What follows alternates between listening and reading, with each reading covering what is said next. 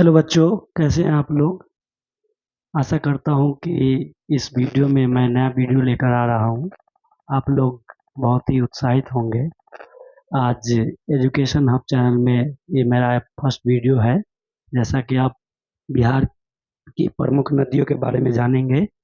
आइए तो हम शुरू करते हैं बिहार की प्रमुख नदियों के बारे में।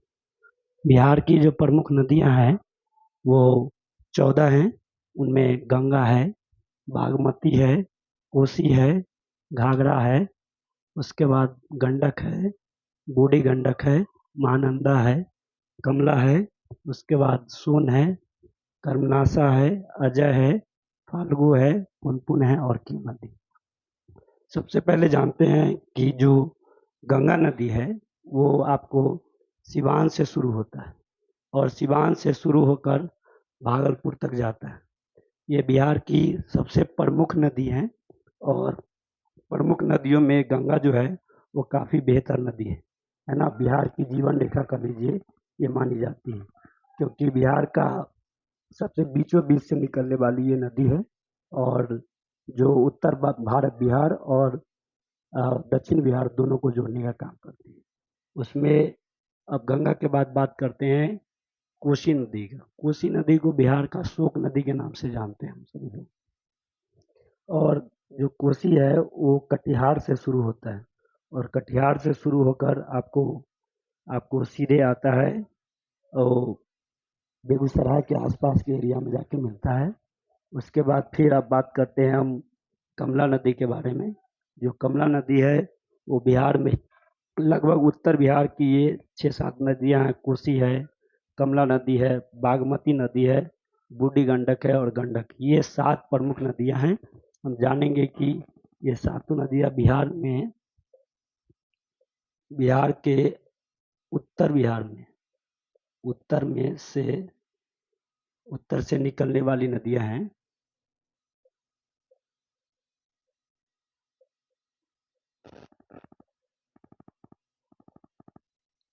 नदियों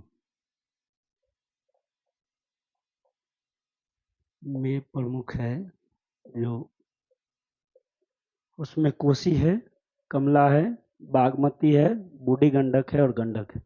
ये 5 नदियां हैं जो बिहार के उत्तर बिहार से निकलती हैं और इन सभी नदियों का जो स्रोत है वो हिमालय है। जो आपको नेपाल से निकलता है, हिमालय में जितनी भी नदियां हैं वो सब कोसी से निकलती हैं। और अब हम जानते हैं दक्षिण बिहार की नदियों के बारे में। जो जितनी भी नदियां हैं दक्षिण बिहार की वो सब के सब आपको गंगा नदी का ही उसका उसमें कीव नदी को छोड़कर बाकी बात जितनी भी नदियां हैं वो सब के सब आपको दक्षिण बिहार से निकलती हैं।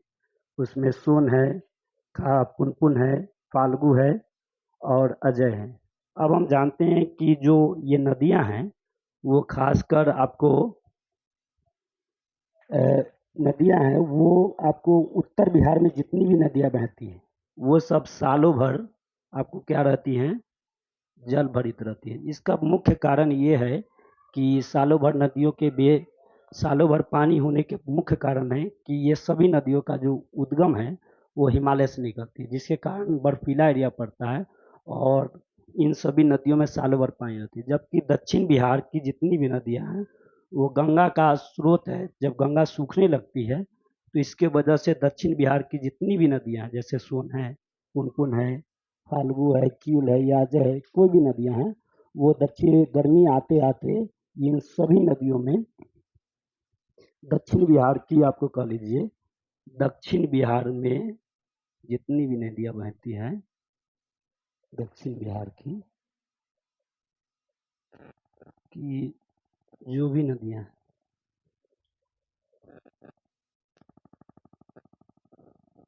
वो आपको आपको क्या कह लीजिए कि पूरे के पूरे जितने भी हैं वो सब के सब गर्मी आते आते इसमें पानी सूख जाता है।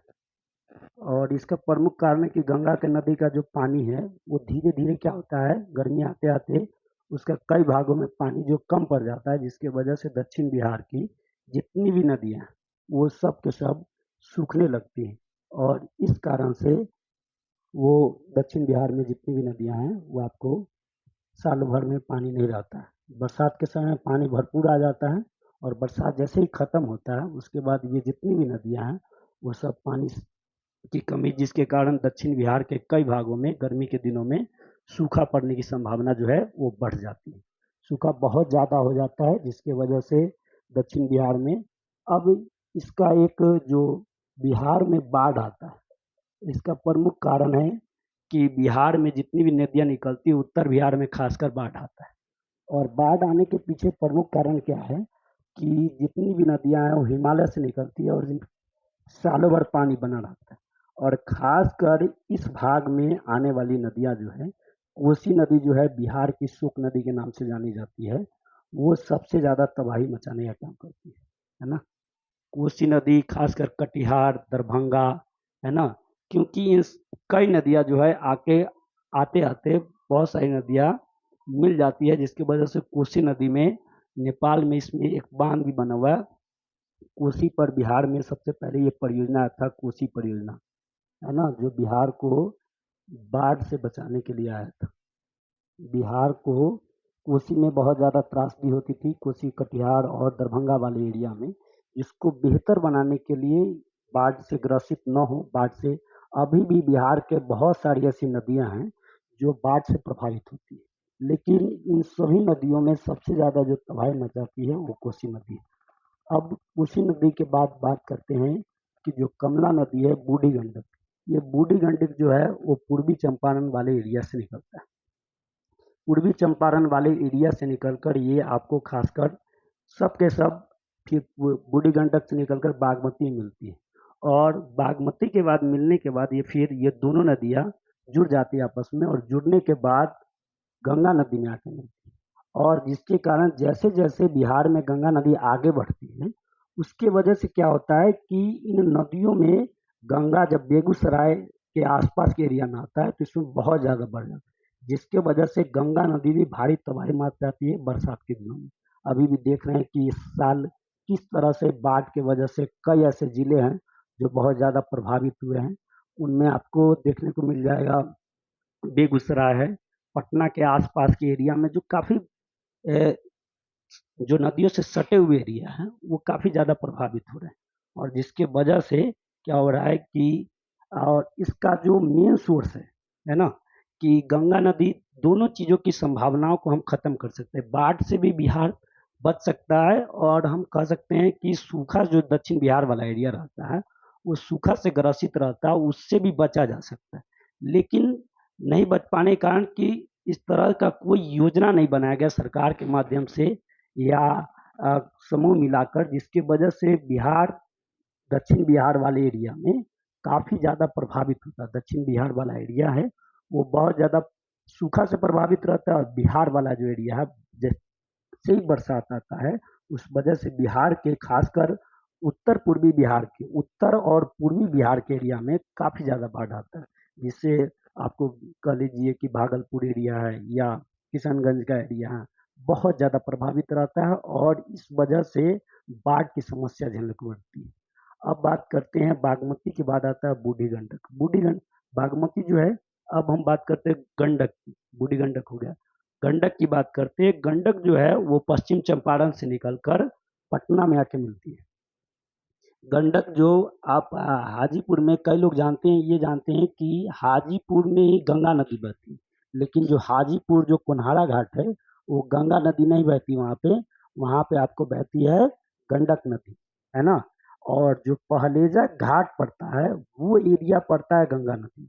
लेकिन बहुत सारे लोग ये जानते हैं कि हाजीपुर में जो कुन्हारा घाट है वहीं पे लोग गंगा स्नान के लिए जाते हैं, बहुत सारे लोग जाते हैं, क्योंकि ये नदी बाद में चल के गंगा नदी में मिल जाती है, इसकी वजह से लोग गंगा मान लेते हैं इसको।